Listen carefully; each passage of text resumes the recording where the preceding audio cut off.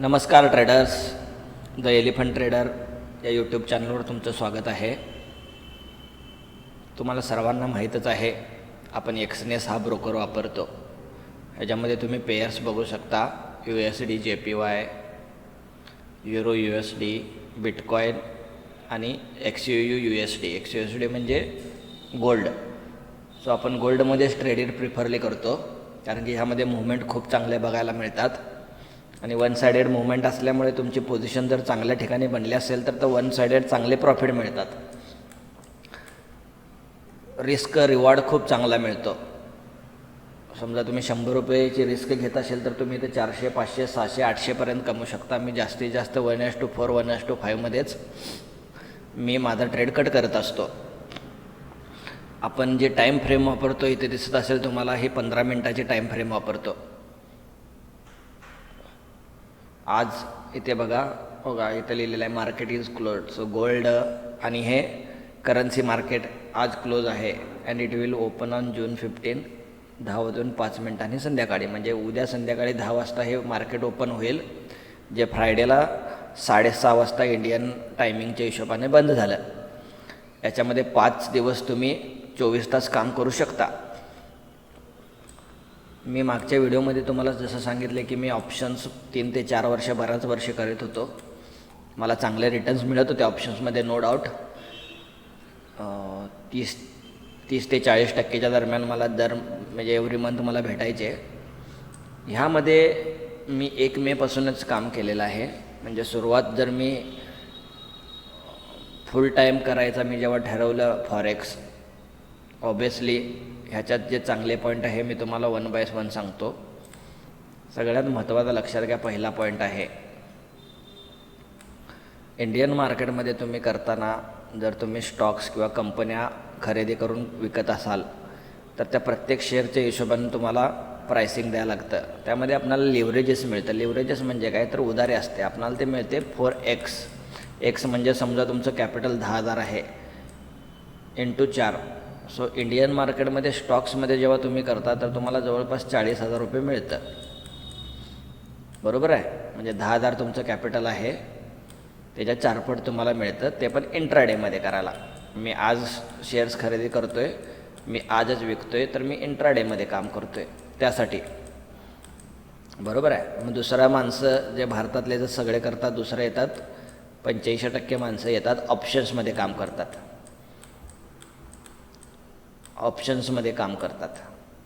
ऑप्शन्समध्ये पण 2 गोष्टी आहेत, लक्षात घ्या. यामध्ये एक येतो आहे ऑप्शन बायर आणि यामध्ये दुसरा येतो आहे ऑप्शन सेलर.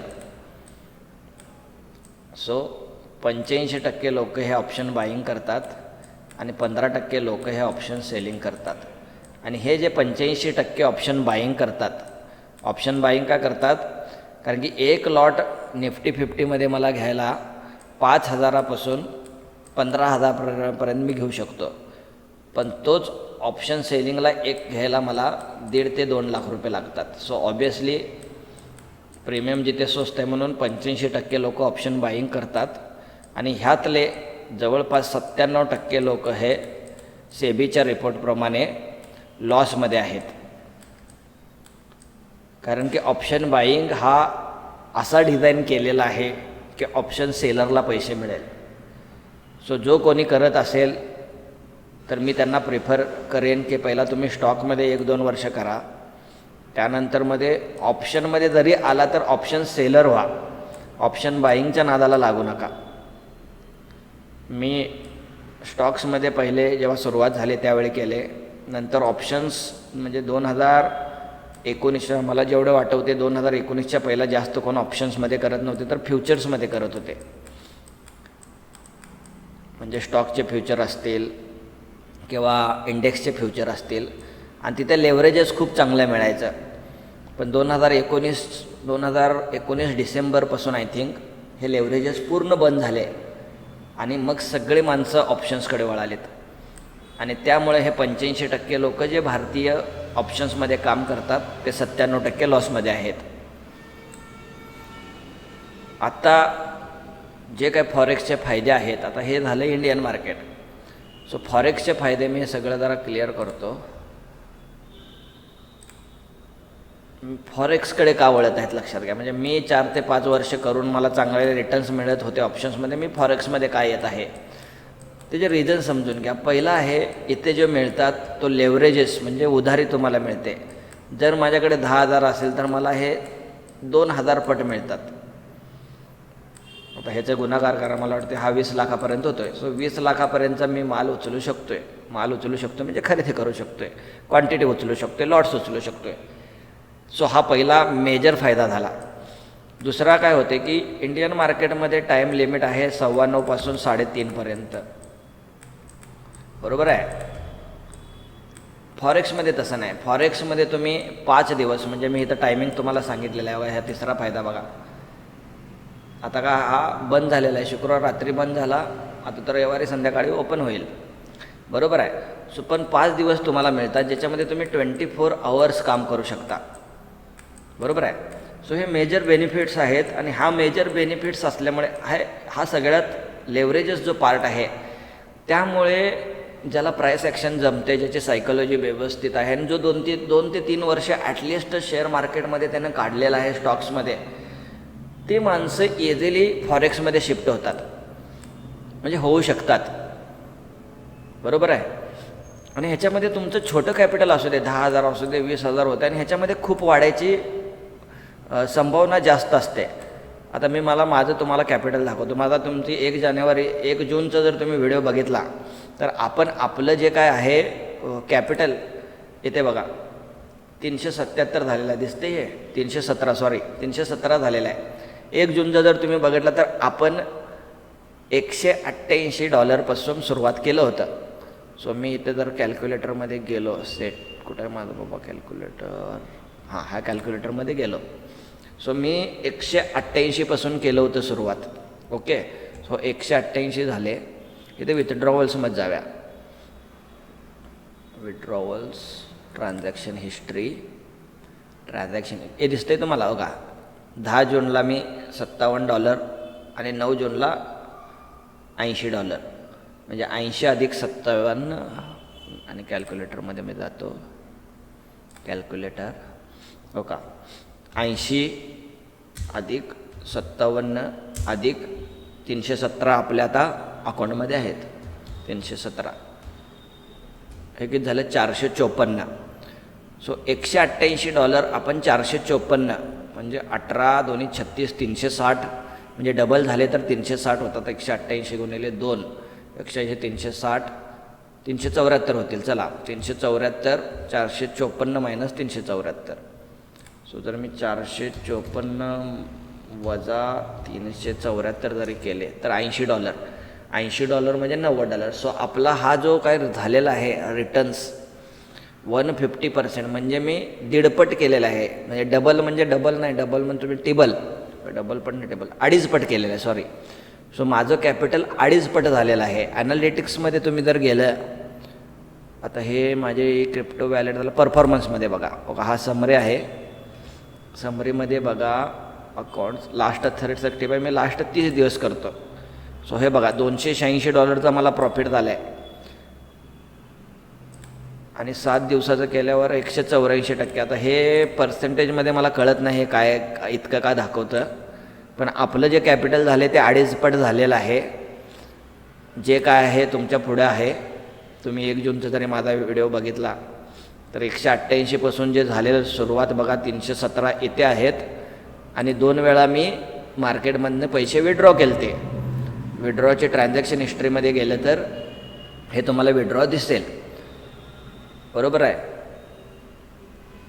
इंग्लिशमध्ये एक म्हण आहे की नंबर्स नेवर लाय, आकडे कधीच खोटे बोलत नाहीत. सो हे सगळे जर केलं तर आपणाला 2.5 पट किती दिवसामध्ये, का आज 14 आहे, 13 दिवसात 2.5 पट, म्हणजे 2.5 पट आपण केलेला आहे. डबल पण नाही तर 2.5 पट केलेला आहे. सो हा जो बेनिफिट आहे हा तुम्हाला जो सर्व्हिस प्रोव्हायडर, म्हणजे हा एक्सनेस आहे, हे जे बायोमध्ये लिंक आहे, ज्याला ओपन करायचं असेल अकाउंट, जो आपला सबस्क्रायबर होईल तिथं ते तुम्हाला लिंक येईल, त्याच्यामधून तुम्ही एक्सनेसचं अकाउंट हे करू शकता,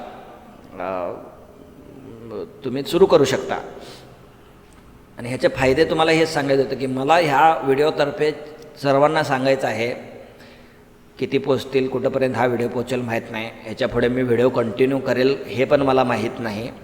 फक्त एक गोष्ट आहे की तुम्ही जेव्हा नवीन असता तेव्हा स्टॉक्समध्ये काम करा, ऑप्शन्स समजून घ्या आणि जे तुमचे शेजारी असतील, मित्र असतील त्यांना सांगेल की ऑप्शनपासून लांब राहा. जर ऑप्शन्समध्ये करायचे असेल तर ऑप्शन सेलिंग करा, पण ऑप्शन सेलिंगला जसं मी सांगितलं की एका लॉटला खूप मोठा फंड लागतो. मग तेवढा फंड देण्यापेक्षा मी असा विचार करतो की तुम्ही जर फॉरेक्समध्ये आलं, फॉरेक्समध्ये एकच गोष्ट तुमच्या अगेन्स्ट जाऊ शकते. शेअर मार्केटमध्ये 2 कन्सेप्ट आहेत, मनी मॅनेजमेंट आणि रिस्क मॅनेजमेंट. जोपर्यंत मनी मॅनेजमेंट आणि रिस्क मॅनेजमेंट तुम्हाला व्यवस्थित जमत नाही तोपर्यंत फॉरेक्समध्ये येऊ नका. कारण की प्रत्येक माणूस किंवा 90% जे शेअर मार्केटमध्ये काम करतात ते कुठल्या मेंटॅलिटीने येतात की आज माझा प्रॉफिट होईल आणि इतका प्रॉफिट होईल आणि मी बंद करेन. पण माझा जेवढा अनुभव आहे त्या अनुभवाचे बोल तुम्हाला सांगतो. तुम्ही मार्केटमध्ये येताना ट्रेड करताय, तुम्हाला गोष्टी क्लिअर पाहिजेत की मी नंबर ऑफ ट्रेड्स किती करणार आहे, बरोबर आहे. सो किती नंबर ऑफ ट्रेड्स करणार आहे आणि पर ट्रेड किती रिस्क होणार आहे. सो पर ट्रेड माझी रिस्क डिफाईन करते, माझी रिस्क मॅनेजमेंट, आणि त्या नंबर ऑफ ट्रेड्स तुमचे करतात मनी मॅनेजमेंट. हे कन्सेप्ट तुम्हाला क्लिअर करायला माझ्या हिशोबाने कमीत कमी 1 ते 1.5 वर्ष तुम्हाला मार्केटमध्ये घालवायला लागतं. फॉरेक्स मार्केट लक्षात घ्या, फॉरेक्स मार्केट हा मोठं युद्ध आहे आणि आपण जे स्टॉक्समध्ये तुम्ही करणार आहात ते छोटं युद्ध आहे. जर तुम्हाला मोठ्या युद्धात यायचं असेल तर तुम्ही छोट्या युद्धामध्ये जिंकायला पाहिजे. भरपूर माणसं इथं चुकी करतात, त्यांचे स्टॉक्समध्ये पैसे बनत नाहीत, मग ऑप्शनमध्ये ट्राय करूया म्हणतात, मग ऑप्शनमध्ये पैसे बनत नाहीत, मग फॉरेक्सला येऊ म्हणतात.